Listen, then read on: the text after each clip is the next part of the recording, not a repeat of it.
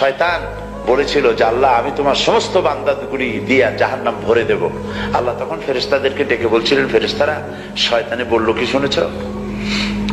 তোমরা যাও পৃথিবীতে, আমার বান্দারা শয়তানের ওয়াসওয়াসায় পড়ে যদি একটা গুনার নিয়ত করে, গুনাহটা করে নাই, গুনার নিয়ত করেছে, আমলনামায় একটা গুনাহ লিখে দিও। আমলনামায় কোনো গুনাহ লিখবা না। গুনার নিয়ত করেছে, গুনাহটা করে নাই, গুনাহ লিখবা না। যখন গুনাহটা করে ফেলবে তখন একটা গুনার জন্য একটা গুনাহ লিখো, আর যদি তওবা করে তা আমি মাফ করে দেব। আর যদি আমার বান্দা একটা নেকের নিয়ত করে, একটা নেক কাজের নিয়ত যদি করে, তাহলে কাজটা করে নাই, নেক কাজের নিয়ত করেছে, হজে যাবে নিয়ত করেছে, যায় নাই, যেতে পারে নাই, এখনো দান করবে এখনো করে নাই, নিয়ত করেছে, আমলনামায় একটা নেকি লিখে দিবা। আর যখন নেকের কাজটা করা হবে তখন 10টা গ্রেস মার্ক লাগাই দিবা, 10 গুণ বাড়ায় দিবা।